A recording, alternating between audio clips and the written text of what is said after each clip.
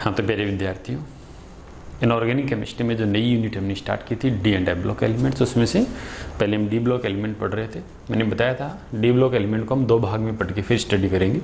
पहले भाग में भी पढ़ना था डी ब्लॉक के जो एलिमेंट्स थे उनके जो बेसिक प्रॉपर्टीज़ होती थी, जो उनकी कैरेक्टरिस्टिक्स होती थी, उनकी जो विशेषताएँ होती थी, तो लगभग सारी हमने पीछे के लेक्चर्स में फिनिश कर लिए है। अब हम पार्ट 2 पढ़ रहे हैं डी ब्लॉक का ही, जिसमें इसके इंपॉर्टेंट कंपाउंड्स हम पढ़ेंगे। उन कंपाउंड्स के बारे में डिस्कशन हमें यहाँ करना है। तो पहले हम बात कर रहे हैं पोटेशियम परमैंगनेट की। पहला कंपाउंड जो हम यहाँ पढ़ने जा रहे हैं, बहुत इंपॉर्टेंट कंपाउंड, पोटेशियम परमैंगनेट। ये इसका रासायनिक नाम, इसका रासायनिक सूत्र आप देखेंगे तो इसका रासायनिक सूत्र आने वाला है KMnO4। इसमें K ये पोटेशियम है और MnO4- ये परमैंगनेट है। ठीक है, देखिए पोटेशियम परमैंगनेट आपने वैसे देखा भी होगा, क्योंकि इसे हम साधारणतः रूटीन लाइफ में जल को शुद्ध करने के लिए काम में लेते हैं, जल शुद्धिकारक के लिए काम में लेते हैं, और लाल दवा के नाम से मार्केट में बिकता है। तो ये बहुत ज़्यादा जो पॉपुलर रिएजेंट्स होते हैं, केमिकल रिएजेंट्स, उनमें से एक है। इस लेक्चर में हमें करना क्या है, हमें ये सीखना है कि पोटेशियम परमैंगनेट को बनाते कैसे, इसकी मेथड ऑफ प्रिपरेशन क्या है, और फिर इसकी बेसिक जो केमिकल प्रॉपर्टीज है वो क्या है। तो पहले हम यहाँ स्टार्ट करते हैं किससे, पोटेशियम परमैंगनेट के मेथड ऑफ प्रिपरेशन से। यहाँ से मैं स्टार्ट करता हूँ कहानी, मेथड ऑफ प्रिपरेशन, बनाने की विधियाँ। ओके, देखिए आपको बनाने की विधियाँ प्रारंभ करने से पहले मैं दो आयनों के बारे में बेसिक इन्फॉर्मेशन देना चाहूँगा। मैग्नीज के दो ऑक्सी एनाइन हैं, एक है MnO4- और दूसरा जो आयन है वो है MnO4-2। ये जो MnO4- है, इस MnO4- को कहा जाता है परमैंगनेट। ये जो आयन है ये क्या कहलाएगा, ये आयन परमैंगनेट कहलाएगा। और इसका ये जो MnO4-2 है, इसको हम बोलते हैं केवल मैग्नेट आयन। ये मैग्नेट आयन है। तो इसके दो आयन है, एक मैग्नेट आयन है और एक परमैंगनेट आयन है। मैग्नेट आयन में आप देखोगे मैग्नीज जो है वो +6 ऑक्सीडेशन स्टेट में है, और परमैंगनेट में मैग्नीज +7 ऑक्सीडेशन स्टेट में है। जब ये +7 ऑक्सीडेशन स्टेट में होता है तो Mn, इसका इलेक्ट्रॉनिक कॉन्फ़िगरेशन हो जाता है 3d0। ठीक है, यानी परमैंगनेट में Mn 3d0 में है, और मैग्नेट में जो Mn है इसका इलेक्ट्रॉनिक कॉन्फ़िगरेशन d1 है। अब आपको पता है d0 का मतलब इसमें एक भी युग्मित इलेक्ट्रॉन नहीं है, तो परमैंगनेट में अयुग्मित इलेक्ट्रॉन अनुपस्थित है। और अगर अयुग्मित इलेक्ट्रॉन अनुपस्थित है, इसमें नहीं है, तो इसका मतलब है सारे के सारे इलेक्ट्रॉन युग्मित है। और अगर सारे इलेक्ट्रॉन युग्मित हो तो हमें पता है इसका चुंबकीय व्यवहार कैसा होता है, प्रतिचुंबकीय हो जाता है। तो जो परमैंगनेट है ये वैसे प्रतिचुंबकीय है। कैसा है ये, प्रतिचुंबकीय है। लेकिन जैसे जैसे हम इसमें टेम्परेचर चेंज करते हैं, ज़्यादा टेम्परेचर पर इसमें क्या है, थोड़ा सा अनुचुंबकीय गुण भी जाता है। तो ताप पर डिपेंड करता है इसका चुंबकीय गुण, और ताप बदलने से चुंबकीय गुण कैसे बदल जाते हैं, इसको समझने के लिए हमें अणुकक्षक सिद्धांत की सहायता लेनी होती है, जो कि हमारे सिलेबस से बाहर की बातें हैं, उससे हम डिस्कस नहीं करेंगे। इतना सा हमें ध्यान रहे कि अगर एग्जाम में आता है कि परमैंगनेट का चुंबकीय व्यवहार कैसा है, तो हमें कैसा बताना है, प्रतिचुंबकीय, डायमैग्नेटिक होते हैं वो, क्योंकि इसमें अयुग्मित इलेक्ट्रॉन अनुपस्थित है। जबकि आप यहाँ D1 कॉन्फ़िगरेशन देख रहे हो, D1 कॉन्फ़िगरेशन ये कहता है कि इसमें अयुग्मित इलेक्ट्रॉन जरूर प्रेजेंट होंगे, और अगर अयुग्मित इलेक्ट्रॉन इसमें उपस्थित है, अयुग्मित इलेक्ट्रॉन यहाँ उपस्थित है, और अगर अयुग्मित इलेक्ट्रॉन उपस्थित है, इसका मतलब ये कैसा व्यवहार प्रदर्शित करेगा, ये व्यवहार प्रदर्शित करने वाला है अनुचुंबकीय। तो मैग्नेट कैसा होता है, मैग्नेट अनुचुंबकीय होता है, और परमैंगनेट कैसा होता है, परमैंगनेट प्रतिचुंबकीय होता है। एक तो आपको इनका चुंबकीय व्यवहार ध्यान में रखना है।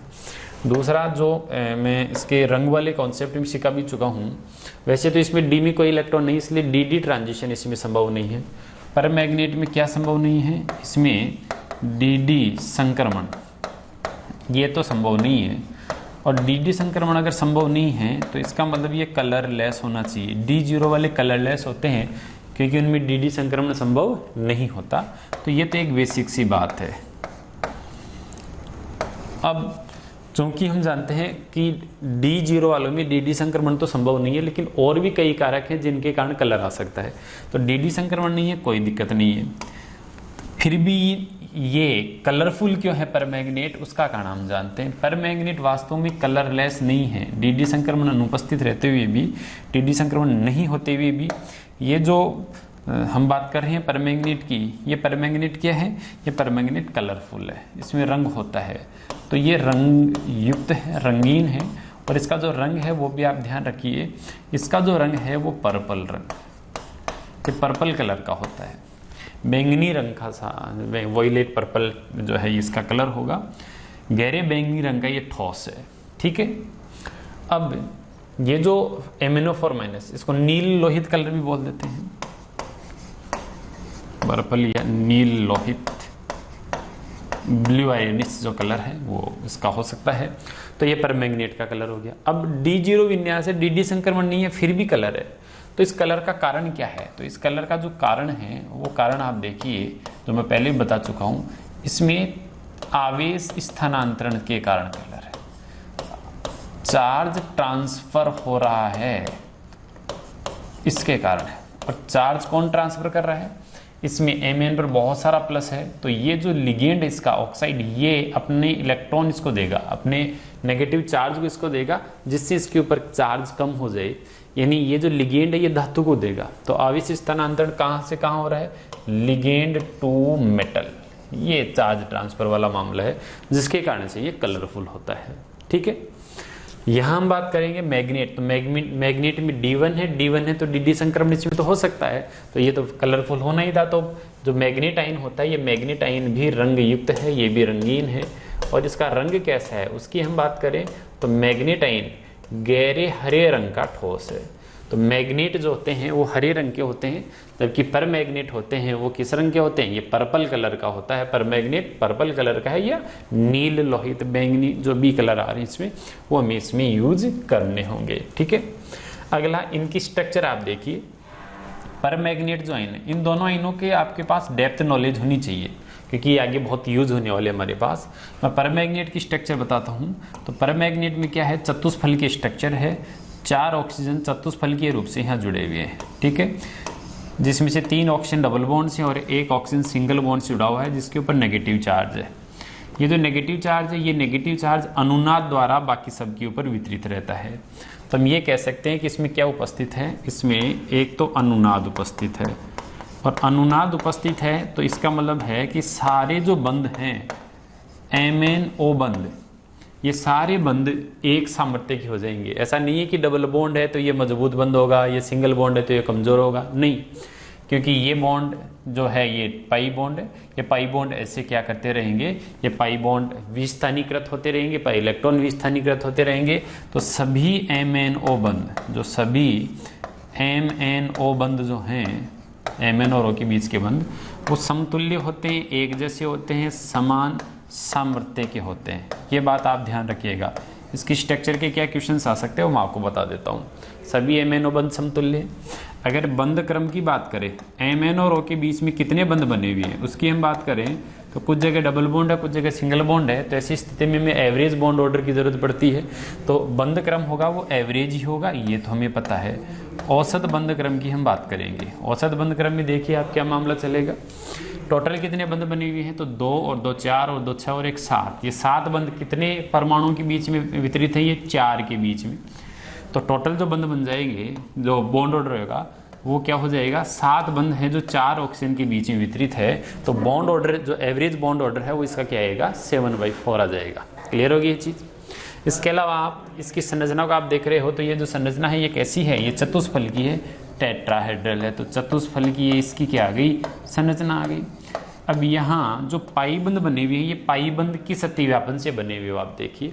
तो पाई बंध बनने में इस ऑक्सीजन ने अपना कौन सा कक्षक काम में लिया होगा? तो इस ऑक्सीजन ने अपना पी कक्षक काम में लिया है, तो ये पी पाई है। और मैग्नीज ने अपना डी कक्षक काम में लिया होगा, तो डी पाई है। तो पी पाई और डी पाई जो अतिव्यापन है उससे ये सारे पी पाई डी पाई, इस अतिव्यापन से ये सारे पाई बंध यहाँ बने हुए रहते हैं। कौन से अतिव्यापन से? पी पाई डी पाई अतिव्यापन से। अब यहाँ जब संकरण की बात आती है, Mn में जब संकरण की बात आती है तो यहाँ थोड़ी सी रोचकता है, मैं उसे क्लियर करता हूँ। जब यहाँ संकरण की बात आती है तो यहाँ मोस्टली ये देखा जाता है कि अगर चतुष्फलकीय संकरण है तो इसके बाह्यतम कोष का एक S कक्षक और 3 P कक्षक ये आपस में मिलकर के 4 sp3 कक्षक बनाते होंगे। तो इसका जो संकरण है वो sp3 लिया जाता था। लेकिन जो आधुनिक रिसर्च है, तो लेटेस्ट अपडेट है, वो ये कहते हैं कि एमएन अपने आप को और स्थायी करने के लिए क्या करता है, बाह्यतम कोष का वास्तव में इसे नहीं माना जा रहा है। अगर ऑप्शन में sp3 के अलावा जो मैं बता रहा हूँ वो ऑप्शन में हो तो हमें उसे सही करना पड़ेगा। और वो क्या कहते हैं कि बाह्यतम कोष का S कक्षक काम में लेने के बाद में बाह्यतम कोष के P कक्षक काम में लेने के बजाय उसके अंदर वाले DB तो खाली पड़े हैं इसके पास, तो अंदर वाले D कक्षकों को ये प्रयुक्त कर सकते हैं। तो ये क्या करते हैं, अंदर वाले 3 D कक्षकों को काम में ले लेते हैं, क्योंकि कम ऊर्जा वाले कक्षक रहेंगे तो कम ऊर्जा वाले कक्षक क्या करेंगे, कम ऊर्जा वाले कक्षक अधिक स्थायी जो है वो संरचना बना पाएंगे। संकरण में हमें हमेशा कम से कम ऊर्जा के कक्षकों को काम में लेना चाहिए। तो बाह्यतम कोष का S और उसके अंदर वाले कोष के 3 D काम में ले लो, न कि उसी कोष के 3 P काम में लो। अगर आप उसी कोष के 3 P काम में लोगे तो ज़्यादा एनर्जी के, उसके बजाय अंदर वाले 3 D काम में ले लो, कम एनर्जी के हैं। तो इसमें जो संकरण है वो किस प्रकार का है, D3S प्रकार का संकरण अगर कहीं आता है तो हम ये कंसीडर करके चलेंगे। तो ये कुछ बेसिक सी बहुत इंपॉर्टेंट सी बातें हमने यहाँ सीख ली है। संकरण हम D3S बताएंगे। एवरेज बॉन्ड ऑर्डर आपको पता चल गया, सारे बंदे एक जैसे हैं, अनुनाद की उपस्थिति के कारण ऐसा होता है। और P पाई D पाई जो है वो बॉन्डिंग यहाँ प्रेजेंट है, ठीक है। अब अगर यहाँ हम MnO4- के बाद यानी परमैग्नेट के बाद में मैग्नेट आयन की संरचना की बात करें तो मैग्नेट में क्या होता है, मैग्नेट आयन में भी वही 4 ऑक्सीजन हैं, जिनमें से 2 ऑक्सीजन डबल बॉन्ड से जुड़ी हुई है और 2 ऑक्सीजन आपको यहाँ सिंगल से जुड़ी हुई मिलेगी, जिन पर नेगेटिव होगा। तो अनुनाद इसमें उपस्थित है, अनुनाद यहाँ भी उपस्थित होगा। सभी MnO बंद इसमें समतुल्य, सारे MN ये ऐसे का ऐसा, इसके ऊपर भी आप यहाँ भी लिख सकते हो, यहाँ भी लागू हो जाएगा। एवरेज बॉन्ड ऑर्डर की बात कीजिए, एवरेज बॉन्ड ऑर्डर में क्या आने वाला है, यहाँ जो एवरेज बॉन्ड ऑर्डर आ रहा है वो तो 7/4 आ रहा है, क्योंकि 2 + 2 + 2 + 1 टोटल 7 बॉन्ड है, तो 4 ऑक्सीजन के बीच में वितरित है। यहाँ देखिए टोटल 2 + 2 + 1 + 1 6 बॉन्ड ही है। तो अगर एवरेज बॉन्ड ऑर्डर की बात मैं करूँ, यहाँ पर MnO एवरेज बॉन्ड ऑर्डर, औसत जो बंद क्रम है उस औसत बंद क्रम की मैं बात करूं तो औसत बंद क्रम यहाँ आएगा, टोटल 6 बंद हैं जो 4 ऑक्सीजन के बीच में है। तो यहाँ एवरेज बॉन्ड ऑर्डर 6/4 है, यहाँ एवरेज बॉन्ड ऑर्डर 7/4 है। इसका मतलब MnO में जो औसत बंद क्रम है उसकी तुलना में MnO का औसत बंद क्रम ज्यादा है, MnO4-। मैग्नेट की तुलना में परमैग्नेट का जो औसत बंद क्रम होता है वो ज्यादा होता है, मतलब यहाँ जो बंद वो अधिक मजबूत है। परमैग्नेट के MnO बंद अधिक मजबूत है, किसके, मैग्नेट के MnO बंद की तुलना में। समझ में आ गई कहानी, बाकी कोई दिक्कत नहीं है, बाकी सारी चीजें वैसे के वैसे है, कहीं कोई समस्या नहीं है। ये चतुष्फलकीय है, ये भी कैसा है, चतुष्फलकीय है। यानी केवल कहाँ फर्क आ रहा है, फर्क आ रहा है केवल एक जगह, और वो कौन सा है, बॉन्ड ऑर्डर वाला जो मामला है वहां फर्क आ पा रहा है, ठीक है। वैसे ये भी P पाई और D पाई, ऑक्सीजन अपना P और मैग्नीज D यूज कर रहा है, किसके लिए, पाई बॉन्डिंग के लिए। तो P पाई D पाई यहाँ ओवरलैपिंग होगी। चतुष्फलकीय संरचना थी तो ये भी चतुष्फलकीय है। D3S है, इसमें भी D3S संकरण होगा। तो दोनों आयनों को आपने बहुत अच्छे से डिटेल से देख लिया है। इसका जो रंग है वो हरा रंग है, ये हमें पता है, और इसका जो रंग है वो नील लोहित है, जो कि एक प्रकार से कैसा है, बैंगनी रंगी है, पर्पल वॉयलेट जिसको हम बोलते हैं, उसी कलर का ये होगा। अब मैं आपसे बातें करता हूँ, जब आपको मैग्नेट और परमैग्नेट का डिटेल नॉलेज आपके पास है, पूरी जानकारी आपको मिल गई है, तो अब हम क्या बात करते हैं, पोटेशियम परमैग्नेट के निर्माण की बात करते हैं। देखिए पोटेशियम परमैग्नेट को बनाने के लिए औद्योगिक स्तर पर क्या करते हैं, पोटेशियम परमैग्नेट के निर्माण के लिए इसका जो एक अयस्क है बहुत ही फेमस, वो अयस्क काम में लिया जाता है, जिस अयस्क का नाम है पाइरोल्यूसाइट। ये आपको याद करना होगा, पाइरोल्यूसाइट इस अयस्क का नाम है, और जिसका सूत्र क्या है, MnO2 पाइरोल्यूसाइट, ठीक है। इस MnO2 में जो Mn है, इस Mn के ऊपर अगर आप इसका ऑक्सीजन अंक देखोगे, चार्ज देखोगे, तो Mn+2 में ये मैग्नीज का ऑक्साइड है, जो कि उभयधर्मी है। मैग्नीज का +4 में ये जो ऑक्साइड होता है ये उभयधर्मी होता है, ये अम्ल से भी क्रिया कर सकता है और क्षार से भी। अब जब हमें MnO2 जिसमें Mn+4 है, इससे पोटेशियम परमैग्नेट बनाना है। पोटेशियम परमैग्नेट बनाना है मतलब हमें कहाँ आना है, हमें आना है MnO4 माइनस, जिसमें कि Mn पर कितना चार्ज है, इसमें Mn पर +7 है। तो आपको करना क्या पड़ेगा, आपको Mn को +4 से +7 में ले जाना होगा, मतलब आपको मैग्नीज का करना है ऑक्सीकरण, धनात्मक ऑक्सीकरण बढ़ाना है, मतलब आपको ऑक्सीकरण करना है। तो हम स्टार्ट करते हैं। अब देखिए ऑक्सीकरण की प्रक्रिया में भी क्या होता है, ये डायरेक्ट नहीं होगा, पहले इसको आपको +4 से बढ़ा करके +6 में ले जाना होगा, यानी आपको MnO4 -2, MnO4 -2 में Mn जो होता है वो +6 ऑक्सीडेशन स्टेट में होता है। तो पहले आपको पाइरोलुसाइड को मैग्नेट में बदलना पड़ेगा। किस में बदल रहे हैं हम, इसको पहले हम बदल रहे हैं मैग्नेट, ये मैग्नेट है, मैग्नेट में हमें कन्वर्ट करना पड़ेगा, जो कि किस रंग का होता है, जो बात हम ऑलरेडी कर चुके हैं। इसका जो रंग है वो कैसा है, ये हरे रंग का है। तो हरे रंग के मैग्नेट में बदलो पहले तो पाइरोलुसाइड को। पाइरोलुसाइड किस कलर का होता है, ये काला या भूरे रंग का ठोस है, काला ठोस था, इसको आपको किस में बदलना पड़ेगा, आपको हरे रंग के मैग्नेट में बदलना पड़ेगा। और हरे रंग के मैग्नेट में जब आप बदल दो तो उसके बाद में इसका ऑक्सीकरण अंक बढ़ा करके +7 करेंगे, तो उस मैग्नेट से फिर ये क्या बन जाएगा, उसके बाद में ये बन जाएगा पर मैग्नेट। क्या बन जाएगा, ये पर मैग्नेट। तो पाइरोलुसाइड से पर मैग्नेट सीधे ही नहीं बनता, पाइरोलुसाइड से पहले मैग्नेट बनता है और मैग्नेट से फिर पर मैग्नेट बनता है, जो कि किस कलर का है, जो कि पर्पल कलर का है।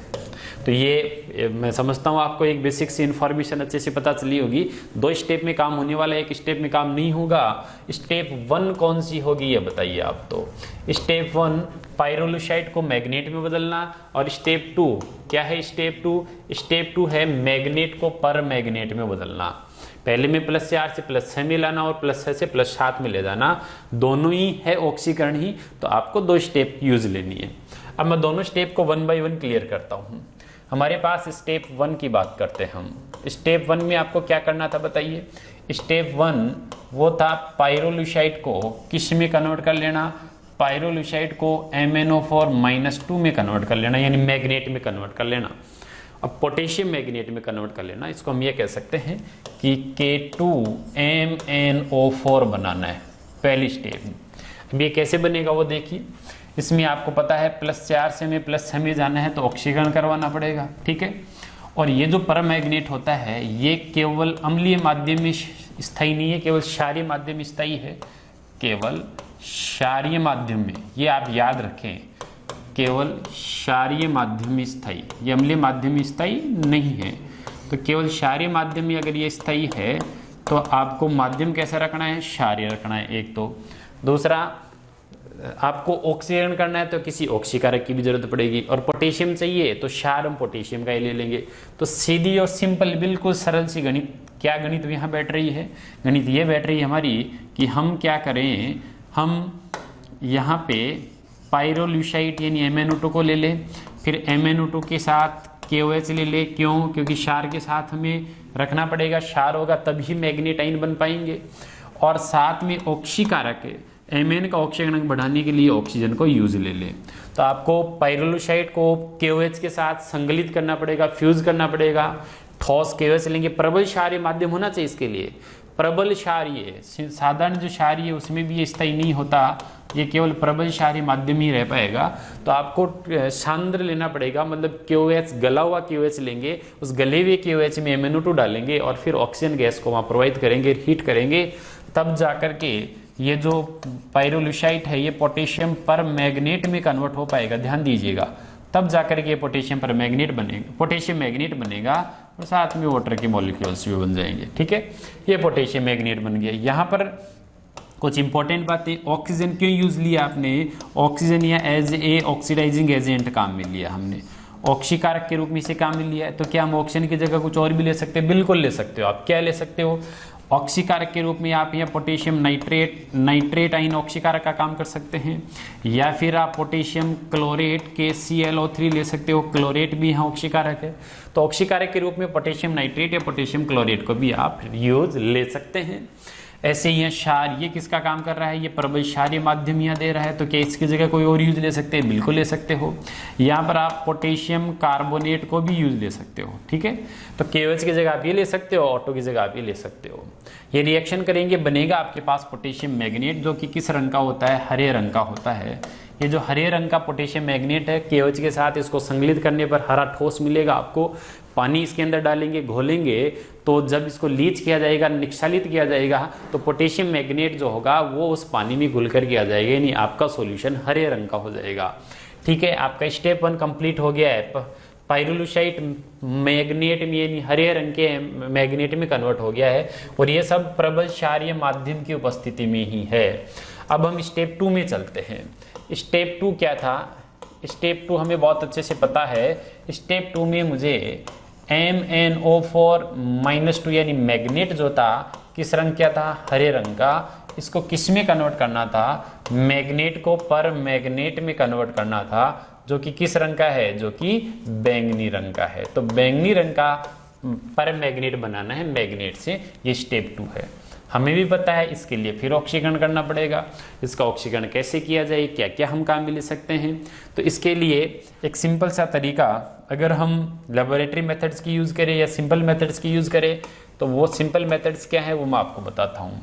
वहाँ पर हम क्या कर सकते हैं, ये जो पोटेशियम मैग्नेट है, पोटेशियम मैग्नेट ही है हमारे पास, तो इस पोटेशियम मैग्नेट में अगर क्लोरीन गैस को प्रवाहित कर दोगे, या फिर यहाँ पर CO2 गैस को पास कर देते हो, या फिर यहाँ ओजोन गैस को यूज लेते हो, क्लोरीन, CO2 या ओजोन यूज लेते हो, तो एक्वस सॉल्यूशन, पोटेशियम मैग्नेट के एक्वस सॉल्यूशन में, ये एक्वस से पानी में घुला हुआ है हरे रंग का, इसके एक्वस सॉल्यूशन में अगर आप ये प्रवाहित करते हो, तो ये पोटेशियम पर मैग्नेट में कन्वर्ट हो जाएगा, इसका ऑक्सीकरण हो जाएगा और पोटेशियम पर मैग्नेट बन जाएगा। इसका ऑक्सीकरण कौन करेगा, तो मैं अगर इन सारी रिएक्शन को थोड़ी डिटेल में बताऊं तो क्या होगा। पहली रिएक्शन में हम क्या कर सकते हैं, पोटेशियम पर मैग्नेट, मैंने यहाँ ले ली पोटेशियम मैग्नेट ले लिया Mn+6 में, अगर मैंने क्लोरीन को यूज लिया तो क्या होगा ये बताइए आप। तो क्लोरीन को आप यूज लेंगे, तो क्लोरीन को यूज लेने पर Mn का एक इलेक्ट्रॉन निकल करके Cl2 के पास चला जाएगा, तो ये इसमें ऑक्सीकारक का काम करेगा। ऑक्सीकारक का काम करेगा तो एक तो बन जाएगा बैलेंस आप अपने स्तर पर करते रहे, मैं इसकी जो बेसिक कॉन्सेप्ट वो आपको सिखा देता हूँ। पोटेशियम परमैग्नेट बन जाएगा और पोटेशियम क्लोराइड बन जाएगा, क्योंकि Cl 0 से, ये 0 था, 0 से -1 में चला जाएगा, और Mn जो था वो +6 से किस में आ जाएगा, +7 में, तो Mn का ऑक्सीकरण हो गया और Cl का क्या हो गया, Cl का यहाँ अब चयन हो गया। ठीक है, तो अगर क्लोरीन यूज लेते हो तो क्या होगा, CO2 में क्या होगा, देखो CO2 ऑक्सीकारक का काम यहाँ नहीं करेगी, मैं आपको जानकारी दे देता हूँ। एक्वस सॉल्यूशन यहाँ हम यूज ले रहे थे तो जल भी यूज आएगा। यहाँ पर पोटेशियम मैग्नेट जो था, इस पोटेशियम मैग्नेट खुद ही ऑक्सीकारक का काम करेगा, खुद ही अपचय का काम करेगा, यानी एक अणु का ऑक्सीकरण होगा, दूसरे अणु का क्या होगा, अपचयन होगा। जिस अणु का ऑक्सीकरण हो जाएगा वो पोटेशियम मैग्नेट, जिसका ऑक्सीकरण होगा पोटेशियम परमैग्नेट में चला जाएगा, यानी ये जो +6 था, इस +6 से क्या हो जाएगा, +7, और एक जो अणु था वो, एक जो अणु है वो अपचयित हो जाएगा और MnO2 यानी +4 में भी आ जाएगा। तो यहाँ CO2 ऑक्सीकारक का काम नहीं कर रहा, यहाँ इसका विसमानुपातन हो रहा है, और विसमानुपातन होकर के CO2 की उपस्थिति में विसमानुपातन, CO2 एक अच्छा ऑक्सीकारक नहीं है, आप ध्यान दीजिएगा, तो ये विसमानुपातन खुद ही कर लेता है और पोटेशियम मैग्नेट और MnO2 बना लेता है, और पोटेशियम का बाइकार्बोनेट बन जाता है। CO2 एक्सिस में लिया है तो पोटेशियम बाइकार्बोनेट बन जाएगा। तो यहाँ CO2 ऑक्सीकारक नहीं है, खुद ही क्या हो जाएगा, विसमानुपातित हो जाएगा। अब मैं बात करता हूँ ओजोन की। ओजोन अगर आपने काम में लिया है K2MnO4, उसके साथ आपने ओजोन को काम में लिया है उसी एक्वस सॉल्यूशन में, तो क्या होने वाला है, यहाँ बिल्कुल सिंपल सी चीज़ें आप देखेंगे, Mn+6 में है, इसके इलेक्ट्रॉन ओजोन के पास जाएंगे, ओजोन या ऑक्सीकारक का काम करेगा, तो ये तो बन जाएगा KMnO4, और ओजोन किस में कन्वर्ट हो जाएगा, O2 में, और कुछ ये जो सॉल्यूशन है वो ट्राफ में लिया है तो पोटेशियम का हाइड्रोक्साइड यहाँ बन जाए। तो कुल मिलाकर के क्लियर क्या है कहानी, कि यहाँ ओजोन ऑक्सीकारक का काम कर रहा है, यहाँ क्लोरीन ऑक्सीकारक का काम कर रहा है, लेकिन इस जगह आप देखोगे तो यहाँ खुद ही ऑक्सीकारक का काम कर रहा है। तो Cl2, CO2 या ओजोन की प्रेजेंस में पोटेशियम मैग्नेट पोटेशियम परमैग्नेट में कन्वर्ट हो जाता है। लेकिन ये अपनी एनसीईआरटी में गिवन नहीं है, बट कई बार एक सीधा सा सिंपल सा क्वेश्चन जो बहुत ज़्यादा चलन में होता है, निम्न में से कौन सी गैस को पोटेशियम मैग्नेट को परमैग्नेट में कन्वर्ट करने के लिए यूज ले सकते हैं, तो क्लोरीन, CO2 और ओजोन, ये 3 गैसें हमारे पास है। बेस्ट वे दूसरा है हमारे पास। दूसरा जो बेस्ट वे है वो क्या है वो समझिए आप। दूसरे बेस्ट वे में हम क्या करते हैं, औद्योगिक स्तर पर हम क्या करेंगे वो समझिए आप। औद्योगिक स्तर पर हम ये जो MnO4 माइनस होगा -2, ये जो मैग्नेट आयन होगा, औद्योगिक स्तर का आप ध्यान रखिएगा, ये जो मैग्नेट आयन है किस रंग का है, ये हरे रंग का है। इस मैग्नेट आयन का हम करेंगे क्या, इस मैग्नेट आयन का विद्युत अपघटनीय ऑक्सीकरण किया जाएगा। क्या किया जाएगा, इसका जो विलयन है उसका विद्युत अपघटन हम करवाएंगे, इसके जलीय विलयन का हम विद्युत अपघटन करवाएंगे। विद्युत अपघटनीय प्रक्रिया में ऑक्सीकरण और अपचयन दोनों होते हैं, तो ऑक्सीकरण की प्रक्रिया का आप ध्यान रखिए। कहाँ पर होगी ऑक्सीकरण की प्रक्रिया, ये होगी एनोड पर। तो एनोड पर क्या रिएक्शन होगी, जब इसके जलीय विलयन का, पोटेशियम मैग्नेट के जलीय विलयन का ऑक्सीकरण कराओगे तो पोटेशियम आयन का यानी कैथोड पर क्या हो रहा है उसकी हम बात नहीं कर रहे। एनोड पर क्या होगा, इसका एक इलेक्ट्रॉन निकल जाएगा और एक इलेक्ट्रॉन निकलने पर ये MnO4 माइनस प्लस इलेक्ट्रॉन यानी ये परमैग्नेट में कन्वर्ट हो जाएगा।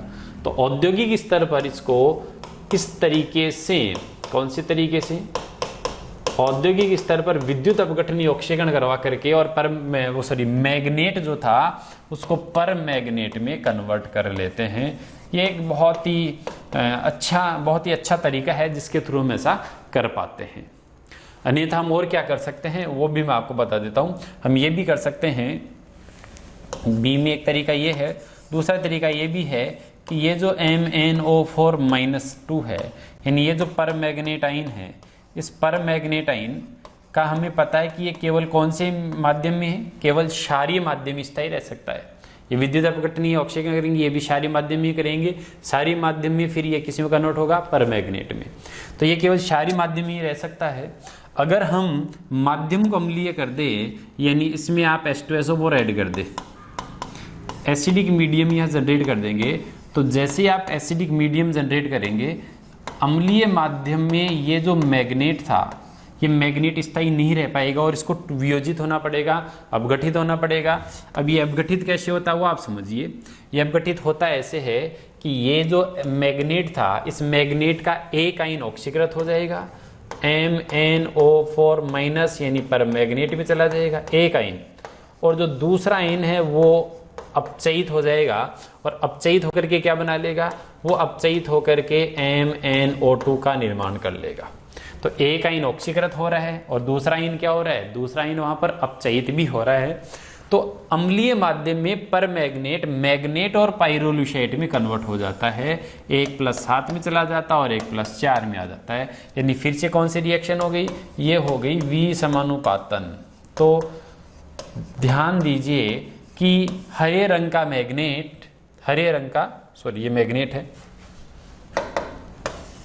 परमैग्नेट नहीं है, हरे रंग का जो मैग्नेट था, ये हरे रंग का मैग्नेट अम्लीय माध्यम में विसमानुपातित होकर के परमैग्नेट और MnO2 का निर्माण कर लेता है। तो मैग्नेट को परमैग्नेट बनाने का एक तरीका अम्लीय माध्यम में विसमानुपातन या विद्युत अपघटनीय ऑक्सीकरण या ओजोन, CO2 और क्लोरीन, ये तीनों गैसें प्रवाहित करके इस तरीके से पोटेशियम परमैग्नेट का निर्माण कर लिया जाता है। अगर प्रयोगशाला में इसे बनाना हो तो इसका सीधा तरीका है। लेबोरेटरी मेथड की हम बात करें कि MnO4 के निर्माण के लिए प्रयोगशाला विधि की हम बात करें तो प्रयोगशाला में करते क्या हैं, मैग्नस लवण लेते हैं। कौन से लवण लेते हैं, मैग्नस लवण। मैग्नस लवण का मतलब है Mn+2 में होगा। ये जो मैग्नस लवण है, इन मैग्नस लवण को ऑक्सीकृत किया जाता है और उसके लिए पर ऑक्सो डाइसल्फेट H2O8-2, इसके स्ट्रक्चर में ऑलरेडी आपको पहले बता चुका हूं। इस ऑक्सीजन जो 8 ऑक्सीजन में से 2 ऑक्सीजन -1 वाली होती है, और हम माध्यम कैसा रखते हैं, अम्लीय। तो अम्लीय माध्यम में क्या होगा, इस Mn के जो इलेक्ट्रॉन है वो Mn के इलेक्ट्रॉन निकलेंगे यहाँ से, और इस Mn के जो इलेक्ट्रॉन है ये इलेक्ट्रॉन यहाँ से निकलेंगे, और इस के जो परऑक्सो डाइसल्फेट के 2 ऑक्सीजन जो -1 वाले थे उनको इलेक्ट्रॉन मिलेंगे तो वो -2 वाले हो जाएंगे। तो इससे क्या होगा, ये तो ऑक्सीकृत होकर के MnO4- में चला जाएगा, क्लियर है। और ये जो परऑक्सो डाइसल्फेट था ये सल्फेट में अपचयित हो जाएगा।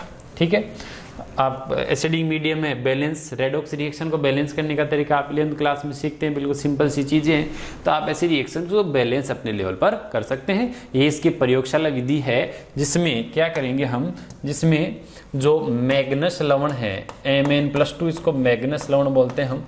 तो जो मैग्नस लवण है इस मैग्नस लवण को परऑक्सो, ये जो मैग्नस लवण है इसको परऑक्सो डाइसल्फेट, परऑक्सो डाइसल्फेट जो होता है इसके साथ क्रिया करवाई जाती है। तो परऑक्सो डाइसल्फेट मैग्नस लवण को क्या कर देता है, अपचयित कर, ऑक्सीकृत कर देगा मैग्नस को, और खुद अपचयित हो जाएगा, खुद सल्फेट में कन्वर्ट हो जाएगा और उसको परमैग्नेट में कन्वर्ट कर देगा। तो ये जो सिंपल सी चीज़ें तो हमने देखी।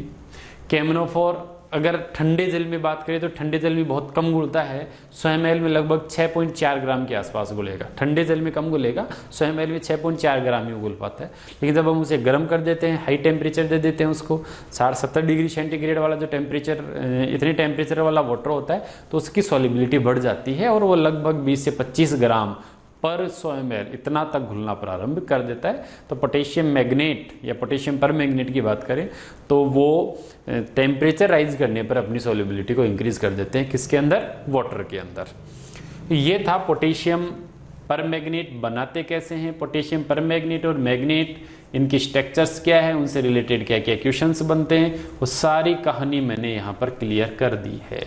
ठीक है, अब हम बात करते हैं इस पोटेशियम परमैग्नेट के रासायनिक गुणधर्मों की, chemical properties of potassium परमैग्नेट। Discussion करें इसके बारे में, बिल्कुल सिंपल सी चीजें हैं। सबसे पहला डिस्कशन, हमें पता है पोटेशियम परमैग्नेट जो KMnO4 है, इस KMnO4 में Mn जो होता है ये +7 में और Mn+7 में, तो ये बहुत ही अच्छा ऑक्सीकारक है। जब Mn पर बहुत ज़्यादा आवेश है, बहुत ज़्यादा आवेश है, तो Mn के टेंशन ने Mn के 7 इलेक्ट्रॉन निकाल लिए गए। ऑक्सीजन ने Mn के कितने इलेक्ट्रॉन निकाल लिए, 7 इलेक्ट्रॉन निकाल लिए। तो Mn के 7 इलेक्ट्रॉन निकल गए तो टेंशन तो होनी है Mn को, इतने इलेक्ट्रॉन निकाल लिए आपने उसके। अब क्या है, Mn के इलेक्ट्रॉन 7 निकाल लिए तो Mn के पास इलेक्ट्रॉनों की भूख बहुत ज़्यादा बढ़ गई है, Mn को वापस चाहिए इलेक्ट्रॉन। तो इलेक्ट्रॉन वापस लेने के मामले में ये टॉप पर आ जाता है। इसको इलेक्ट्रॉन चाहिए, किसी भी हालत पर चाहिए, किसी भी कीमत पर इलेक्ट्रॉन चाहिए, क्योंकि इसके 7 इलेक्ट्रॉन निकाल लिए गए हैं। तो ये क्या हो जाता है, इलेक्ट्रॉनों का बहुत अच्छा लुटेरा हो जाता है, इलेक्ट्रॉनों को लूटना पसंद कर देता है। इलेक्ट्रॉन को लूटने वाले ऑक्सीकारक कहलाते हैं। तो ये बहुत अच्छा ऑक्सीकारक, एक स्ट्रॉन्ग ऑक्सीडाइजिंग एजेंट है पोटेशियम परमैंगनेट। ठीक है, अब सबसे पहले तो मैं इसमें हीट का इफेक्ट आपको बताता हूँ। ताप गर्म करते हैं तो क्या होगा, अगर आप इसे हीटिंग करोगे तो Mn जिसको, जो कि बहुत अच्छा लुटेरा है, इसको इलेक्ट्रॉन चाहिए, गर्म करोगे तो इसकी इलेक्ट्रॉन लूटने की जो पावर है, इलेक्ट्रॉन लूटने की जो इच्छा शक्ति है वो और ज़्यादा हो जाएगी। अब इसको किसी भी कीमत पर इलेक्ट्रॉन चाहिए, इसका गुस्सा और ज़्यादा आ जाएगा, ये समझ लीजिए आप। तो Mn जो +7 में था, गर्म करते इसको गुस्सा ज़्यादा आएगी। अब तो इसको इलेक्ट्रॉन चाहिए। अब ले किससे, पोटेशियम से तो ले नहीं सकते, क्योंकि पोटेशियम तो पहले से +1 में, तो ये लेता है फिर ऑक्सीजन के इलेक्ट्रॉन ये लेना चालू कर देगा। इलेक्ट्रॉन लेकर के ये कुछ तो पोटेशियम मैग्नेट में कन्वर्ट हो जाएंगे, Mn+7 से +6 हो जाएगा, कुछ +4 में कन्वर्ट हो जाएंगे। तो थोड़े बहुत इलेक्ट्रॉन ये ले लेगा, और लेगा किसके, ऑक्साइड के। तो ऑक्साइड खुद किसी बदल जाएगा, ऑक्सीजन में। तो जब आप पोटेशियम पर मैग्नेट को गर्म करते हो तो उसको गर्म करने पर मैग्नेट MnO2 और ऑक्सीजन बनती है, यानी ऑक्सीजन गैस बनती है। यहाँ से क्वेश्चन आता है, निम्न में से किस लवण को गर्म करने पर ऑक्सीजन का निर्माण होता है। ऑप्शन में कहीं भी पोटेशियम पर मैग्नेट हो तो हमारा आंसर वो भी होना चाहिए, क्योंकि इसको गर्म करने पर भी ऑक्सीजन गैस का निर्माण ही होता है। ठीक है, अब मैं आगे वाले पॉइंट पर चलता हूँ। ये कौन सा है, ताप का प्रभाव। पॉइंट को आप लिखते भी जाएं, ये तो ताप का प्रभाव है, गर्म करने पर ये ऑक्सीजन निकालेगा। ध्यान दीजिए, यहाँ Mn ये इलेक्ट्रॉन ले रहा है, और किससे ले रहा है, ऑक्सीजन से ले रहा है। तो इसको बोलते हैं इंट्रामोलिकुलर रेडॉक्स रिएक्शन। मोलिक्यूल के अंदर ही अंदर सारा काम हो गया है। ये इंट्रामोलिक्यूलर रेडॉक्स इंटर और इंट्रा हो सकते हैं। अब इसमें उस मॉलिक्यूल का एक पार्ट इलेक्ट्रॉन दे रहा है, दूसरा पार्ट इलेक्ट्रॉन ले रहा है, तो ये इंट्रामोलिकुलर रेडॉक्स रिएक्शन में आएगी। ताप के प्रभाव का आपने अच्छे से चेक कर लिया। सेकंड मैं बात करता हूं, वो है इसके ऊपर एसिड का इफेक्ट, अम्ल का प्रभाव। अगर आप इसके ऊपर कंसंट्रेट H2SO4 डालते हो, कोल्ड कंसंट्रेट H2SO4, तो क्या होगा, समझिए कहानी को। बड़ी सिंपल सी और मजेदार सी कहानी है। पोटेशियम परमैंगनेट जो है, इस पोटेशियम परमैंगनेट को आपने cold and concentrate, cold and concentrate H2SO4 दे दिया, ठीक है। कोल्ड और कंसंट्रेट H2SO4 आपने दे दिया, तो अब क्या होगा, ये जो पोटेशियम परमैंगनेट है, इस पोटेशियम परमैंगनेट के दो हिस्से हैं, एक पोटेशियम आयन है और एक परमैंगनेट आयन है क्या परमैंगनेट आयन। अब ये परमैंगनेट आयन जो थे वो परमैंगनेट आयन किसी, ये लवण है, ये जो पोटेशियम परमैंगनेट है, थोड़ा और डिटेल से देखिए, चीज़ें बिल्कुल ही क्लियर होना स्टार्ट हो जाएगी। डिटेल से आपको क्या देखना है, पोटेशियम परमैंगनेट क्या है, पोटेशियम परमैंगनेट एक लवण है, किस किस का लवण है, देखिए ये इसका जो K+ आया हुआ है वो KOH से, पोटेशियम हाइड्रोक्साइड से आया हुआ है, और जो MnO4- आया हुआ है, कौन आया हुआ है, MnO4-, ये MnO4- आया हुआ है HMnO4, ये आया हुआ है HMnO4, परमैंगनिक एसिड, कौन है ये है परमैंगनिक एसिड, तो ये परमैंगनिक अम्ल से ये बना हुआ है, ध्यान दीजिए, ठीक है। तो KMnO4 जो लवण था ये एक क्षार और एक अम्ल से बना हुआ था, क्षार इसका पोटेशियम हाइड्रोक्साइड है और अम्ल इसका परमैंगनिक एसिड है। तो जैसे आप H2SO4 डालते हैं, ये H2SO4 क्या करता है, उस अम्ल के ऋणायन के साथ जुड़ करके उसका एसिड बना देता है। तो यहाँ क्या बनेगा, यहाँ HMnO4 बनेगा, ध्यान दीजिएगा, परमैंगनिक एसिड बनेगा, आपने अगर एसिड इसके ऊपर डाल दिया है तो। अब इसके बाद क्या होने वाला है, अगर आपने ये जो एसिड डाला है और आगे आप कंटिन्यू करते हो, इसको हटा देते हैं यहाँ से, अगर आप और आगे कंटिन्यू करते हो, इसकी थोड़ी हीटिंग भी करवा देते हो, तो यहाँ क्या होता है, परमैंगनिक एसिड, इसके लिए सांद्र H2SO4 निर्जलीकारक का काम करेगा, ये जल भी निकालता है H2SO4, तो निर्जलीकरण करवा दिया जाएगा। और जब आप निर्जलीकरण करोगे, यहाँ पर निर्जलीकरण, जल निकल जाएगा, तो इसके जल निकलने पर इसका एनहाइड्राइड बनेगा Mn2O7, हरे रंग का ये ठोस है Mn2O7, तो Mn2O7 बनने वाला है इसके निर्जलीकरण से, दो अणु आएंगे एक साथ, H2 बाहर निकलेगा और Mn2O7 बन जाएगा, जिसको अगर आपने और थोड़ा सा और इसकी हीटिंग कंटिन्यू रखी, इसको गर्म करना चालू रखा, तो ये क्या बन जाएगा, ये थोड़ा टूट जाएगा वापस से और MnO2 O2 का निर्माण कर देगा। तो विस्फोटक है, Mn2O7 क्या है, विस्फोटक है, अस्थायी है, और गर्म करने पर वापस टूट करके क्या बना देता है, ये गर्म करने पर टूटकर वापस ऑक्सीजन का निर्माण कर देता है। तो कुल मिलाकर के बात क्या है, हमें ये पता होना चाहिए कि KMnO4 किसका लवण है, कौन से अम्ल क्षार का ये लवण है, एक कहानी। दूसरी कहानी, वो जो अम्ल है वो कौन सा है, वो परमैंगनिक एसिड है, तो सांद्र H2SO4 डालोगे कोल्ड वाला, तो वो क्या बना लेगा, परमैंगनिक एसिड। लेकिन H2SO4 का तो और भी धंधा है, वो जल भी निकालता है, तो इसने क्या किया, यहाँ से जल निकाल दिया, तो इसका एनहाइड्राइड बन गया, मैग्नीज का जो एनहाइड्राइड है Mn2O7 बन गया, परमैंगनिक एसिड का एनहाइड्राइड बन गया, जो विस्फोटक भी है क्योंकि ये टूट करके ऑक्सीजन गैस का निर्माण करता है, यहाँ इसमें कन्वर्ट ये हो जाता है। तो ये कहानी आपने देख ली, बिल्कुल क्लियर है, कोई दिक्कत नहीं है। अब उसके बाद में आगे वाली जो कहानी उसको आप देखिए, आगे वाली कहानी को हम क्लियर करते हैं। इसको मैं थोड़ा नीचे ले लेता हूँ।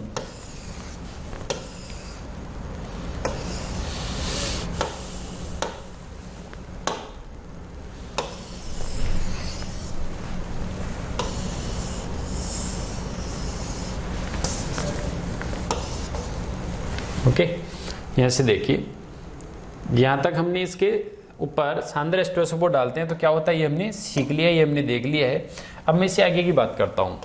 इससे आगे की क्या बात है, अगर आप इसको क्षार के साथ उपचारित करोगे, किसी भी क्षार के साथ क्रिया करवाओगे, तो वहाँ क्या होगा, तो अगर ये KMnO4 है और इसकी रिएक्शन हमने किसके साथ करवा दी, किसी भी क्षार के साथ इसको संगलित करवा दिया, तो हमें पता है क्षारीय माध्यम में फिर KMnO4 जो होता है, ये परमैंगनेट आयन जो होता है उसके बजाय मैग्नेट आयन ज़्यादा स्टेबल होता है, तो ये किसमें कन्वर्ट हो जाएंगे, ये पोटेशियम मैग्नेट का निर्माण कर देगा, K2MnO4 बना देगा। KMnO4 क्या बना लेगा, K2MnO4, क्योंकि क्षारीय माध्यम में मैं पहले भी आपसे बात कर चुका हूँ।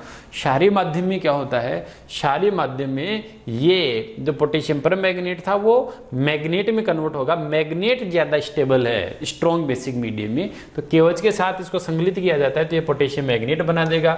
अब इसके लिए क्या होगा, Mn+7 में है, Mn+7 से किस में आ रहा है, Mn7+ से +6 में आ रहा है, तो इलेक्ट्रॉन कहाँ से निकालेगा, तो ये ऑक्सीजन के ही निकालेगा, तो साथ में कौन सी गैस मुक्त हो जाएगी, जाएगी, ऑक्सीजन गैस भी यहाँ मुक्त हो जाती है। तो ये तो कुछ इफेक्ट थे इसके। बेस के साथ क्या रिएक्शन है, एसिड के साथ क्या, और टेम्परेचर वाला सबसे इंपॉर्टेंट वो आप ध्यान रखिए। अब बहुत इंपॉर्टेंट कहानी स्टार्ट होने वाली है पोटेशियम परमैंगनेट की, और वो इंपॉर्टेंट कहानी है पोटेशियम परमैंगनेट का ऑक्सीकारक व्यवहार। कौन सा व्यवहार? ऑक्सीकारक व्यवहार। नेक्स्ट लेक्चर में हम बात करते हैं पोटेशियम परमैंगनेट जब ऑक्सीकारक की तरह कार्य करेगा तो फिर वो किस तरीके से कार्य करने वाला है। Thanks a lot.